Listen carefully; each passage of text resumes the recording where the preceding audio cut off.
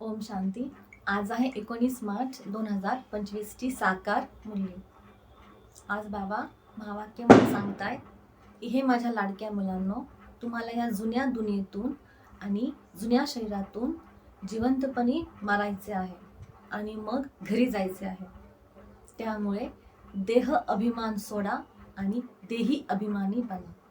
बाबा सांगतायत की जेव्हा आपण आत्मिक स्थितीमध्ये राहतो तेव्हा आपोआपच आपल्याला या जुन्या दुनियापासून मोह नष्ट होतो. बाबा सांगतायत आपल्याला या शरीरापासून पण संपूर्ण ममत्व नष्ट करायचं आहे. तेव्हाच आपण ही आत्मा शरीर सोडून घरी जाऊ शकते, आपल्या परमधाममध्ये. पुन्हा बाबा आज प्रश्न विचारताय. आज 4-5 दिवसापासून बाबा आपल्या पुरुषार्थावरच प्रश्न विचारत आहेत की पुरुषार्थ सहज कसा, पुरुषार्थाची लक्षणं काय. आजचा प्रश्न आहे की चांगले पुरुषार्थी मुलांची निशाणी म्हणजे त्यांच्यामध्ये लक्षणं काय असतील. चांगल्या मुलांच्या पुरुषार्थामध्ये निशाणी अथवा लक्षणं काय असतील.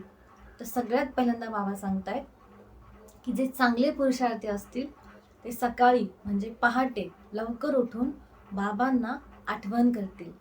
देही अभिमानी म्हणजे आत्मिक स्थितीमध्ये राहण्याचा अभ्यास करतील, सराव करतील.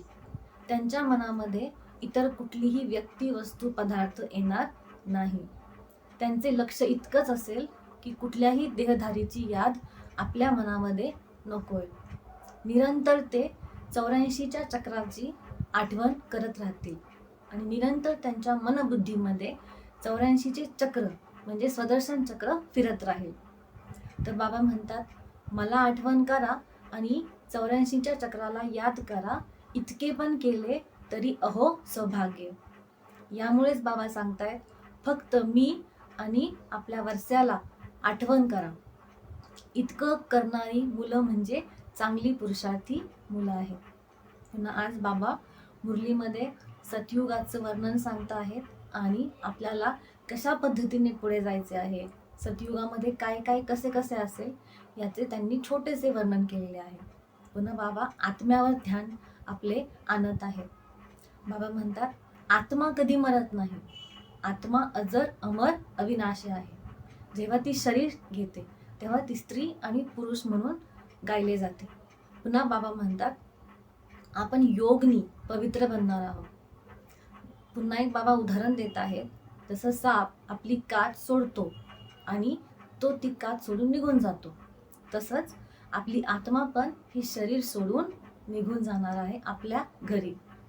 पुन्हा बाबा सांगतात की आपली बुद्धी आता माकड म्हणजे बुद्धी झालेली आहे आपण.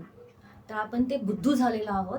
त्याच्यामुळे आपल्याला आता सद्बुद्धी देणारे परमपिता परमात्मा शिव बाबा भेटलेले आहेत, म्हणून त्यांना आठवण करायची आहे. पुन्हा बाबा सांगतात की पहिल्यांदा असे म्हणायचे की आत्मा कशी आहे आणि शिवबाबा कसे आहे. तर आत्मा तारा आहे आणि शिवबाबांचा आकार कसा आहे, अंगुष्ठाकार आहे.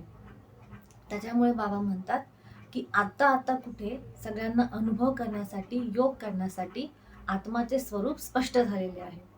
पुन्हा बाबा सांगतात द्वापर युगानंतर आपला बुद्धियोग रावणशी जुडला गेलेला आहे. त्यामुळेच आपल्या जीवनामध्ये अडचणी, दुःख खूप सारे आलेले आहे. त्याच्यावर बाबा उपाय पण सांगतायत.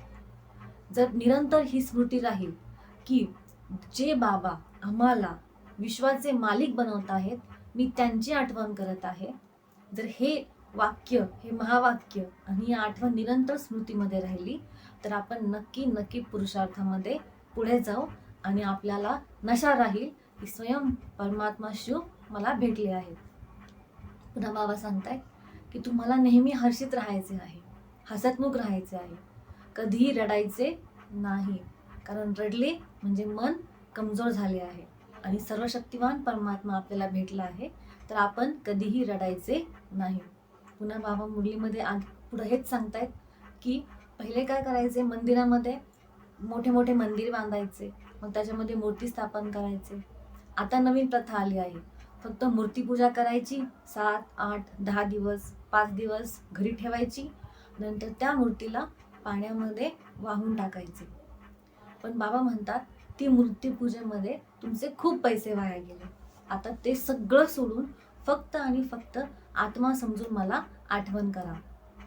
पुन्हा बाबा सांगतायत सतयुगामध्ये कसं असणार आहे. सतयुगामध्ये सोने इतके भरपूर आहे की तिथे विटा पण सोन्याच्याच असणार आहे.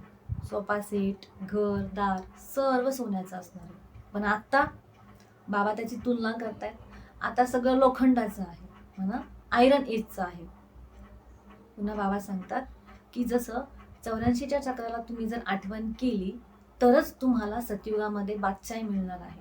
आणि ही बादशाही शिवबाबांशिवाय दुसरं कोणीही देऊ शकणार नाही. पुन्हा बाबा कुमारींसाठी एक अटेन्शन देत आहेत की लग्न करून म्हणजे विवाह करून आपली बर्बादी नाही करायची. त्याच पुराणी दुनियेमध्ये आपल्याला नाही जायचं, पुढे जायचं आहे आणि सतयुगमध्ये महाराणी बनायचे आहे. पुन्हा बाबा सांगतायत की मूर्तीपूजा हे न करता फक्त आत्मा समजून बाबांना आठवण करून तुम्ही तुमची विकर्म विनाश करायचे आहेत. मूर्तीपूजा करून तुमची विकर्म विनाश होणार नाही. बाबा वटहुकूम काढत आहेत की तुम्हाला विकारांमध्ये जायचं नाहीये. पुन्हा बाबा आजचं वरदान सांगत आहेत की प्रवृत्तीमध्ये राहत असताना मीपणाचा त्याग करणारे सच्चे ट्रस्टी मायाजीत भव. ट्रस्टी म्हणजे काय? आपण मालक नाही, मालक कोण आहे? परमात्मा शिवबाबा. मग बाबा सांगतात प्रवृत्तीमध्ये राहिल्यानंतर आम्ही गृहस्थी आहोत, घरदार चालवणारे आहोत, अशी जर भावना असेल, इच्छा असेल तर तुम्हाला माया जरूर त्रास देईल. पण तुम्ही ट्रस्टी आहात, मी ट्रस्टी आहे हे समजले तर आपल्या पुढे माया आणि विघ्न कधी येणार नाही. म्हणून मीपणाचा त्याग बाबा म्हणतायत नक्की करा, तरच तुम्ही मायाजीत होता.